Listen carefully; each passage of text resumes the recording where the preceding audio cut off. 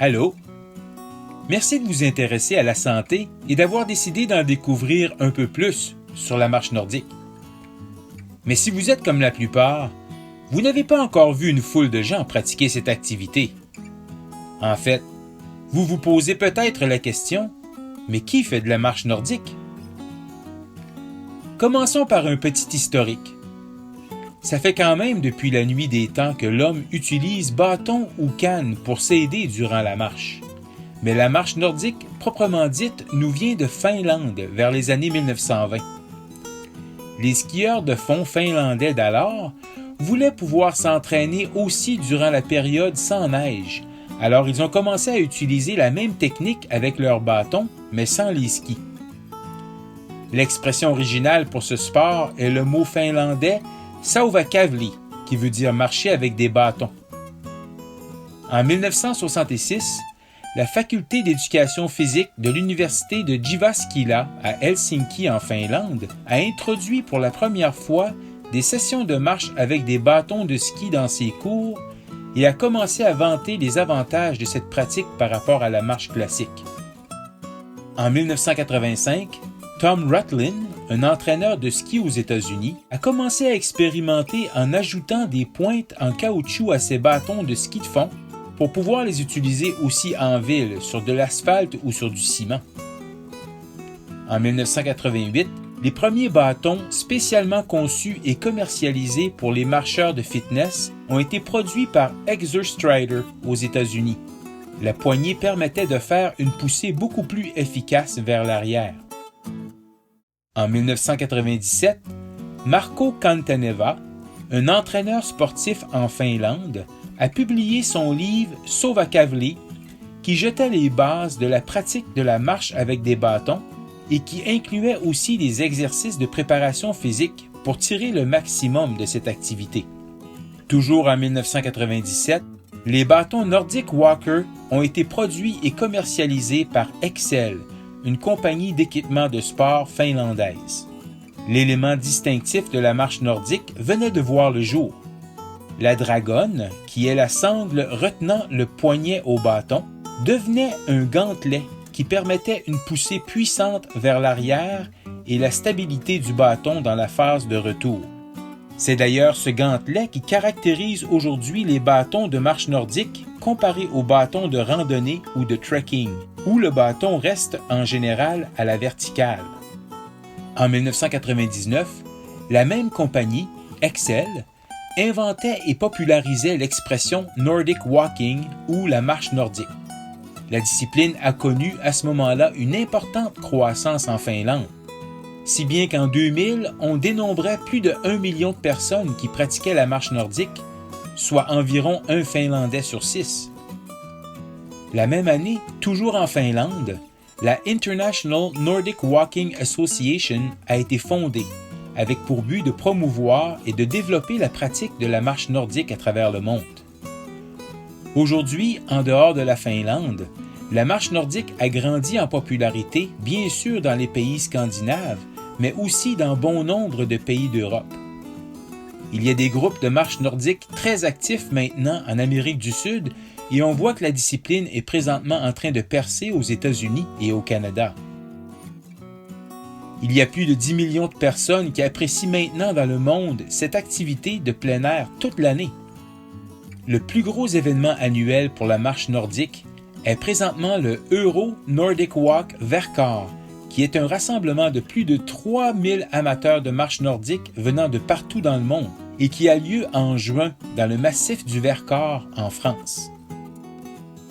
C'est bien beau tout ça, mais il faut quand même admettre qu'il n'y a pas beaucoup de gens qui pratiquent la marche nordique par ici. Qu'est-ce qui peut bien motiver tous ces gens à aimer cette activité? Hey, la marche nordique, c'est génial! C'est une activité complète, cardio, sans impact et accessible par la majorité des gens, du plus sédentaire au plus sportif. On peut la pratiquer 365 jours par année. Voici 12 bonnes raisons qui pourraient bien vous amener à considérer d'essayer la marche nordique ou au moins à comprendre pourquoi il y a autant de gens qui aiment ça. Premièrement, pour optimiser la marche. Si vous pratiquez déjà la marche, vous utilisez 40% de votre musculature. Avec la marche nordique, vous utilisez tout le haut aussi, c'est-à-dire 90% de votre masse musculaire, ce qui donne à peu près le double des bénéfices santé pour le même temps investi. Deuxièmement, pour améliorer sa posture. Le défaut postural presque universel est le voûtement des épaules vers l'avant. Le mouvement de la marche nordique sollicite fortement les extenseurs du haut du dos et des épaules, ce qui ramène l'équilibre musculaire vers l'arrière et corrige la posture. Troisièmement, pour tonifier le haut du corps. Surtout pour ceux qui travaillent dans un environnement de bureau, le mouvement de la marche nordique crée un effet de détente des muscles des épaules et du cou. Il produit aussi un renforcement de la musculature du haut du corps. On a donc là une façon de soigner et aussi de prévenir les problèmes occasionnés par la tension statique qu'on accumule durant une journée de bureau. Quatrièmement, pour améliorer son cardio. Étant donné que la marche nordique, comme le ski de fond, sollicite la puissance de la musculature du haut du corps, elle produit un entraînement beaucoup plus soutenu pour le système cardiovasculaire, et ça sans impact, et accessible 365 jours par année. Cinquièmement, pour perdre du poids. La marche nordique permet de brûler jusqu'à 46% plus de calories que la marche active ou que le jogging modéré. C'est donc une excellente option pour faire pencher la balance énergétique du bon côté et nous permettre d'atteindre notre poids santé. Sixièmement, pour regagner de la mobilité. L'utilisation des bâtons dans la marche nordique permet une réduction de la force d'impact de jusqu'à 26% sur les chevilles, les genoux et les hanches. C'est donc une superbe façon de se remettre en mouvement pour les personnes qui expérimentent une perte de mobilité due par exemple à l'âge ou à certaines maladies comme l'arthrose. Septièmement, pour améliorer l'équilibre. Le mouvement de la marche nordique demande une coordination et une précision dans les mouvements des jambes, du tronc, des épaules et des bras, ce qui a pour effet d'améliorer la proprioception et l'équilibre dans son ensemble. Le fait d'utiliser des bâtons augmente aussi la stabilité debout, ce qui peut permettre à certaines personnes atteintes de Parkinson ou de sclérose en plaques, par exemple, de récupérer ou de préserver plus longtemps leur autonomie.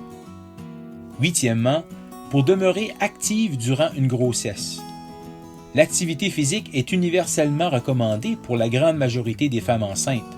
La marche nordique est une activité d'intensité modérément élevée, accessible, complète et en toute douceur.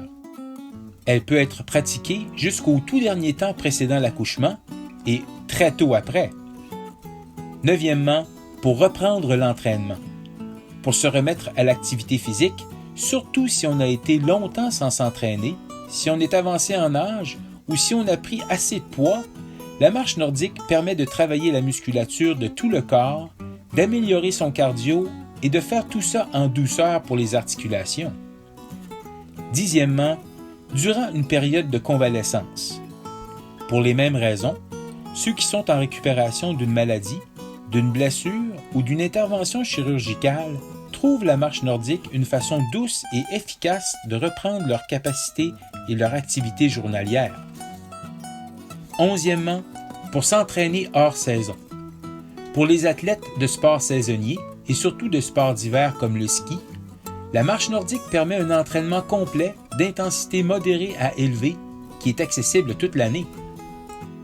Et douzièmement, pour complémenter un sport.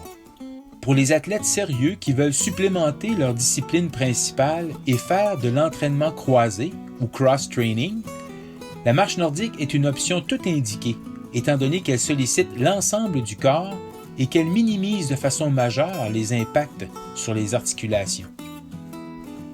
Peut-être vous vous demandez, est-ce que je peux faire ça, moi? Si vous n'êtes pas certain, demandez à votre professionnel de la santé. Mais pour la plupart d'entre nous, comme je dis souvent, si vous pouvez marcher, vous pouvez faire de la marche nordique.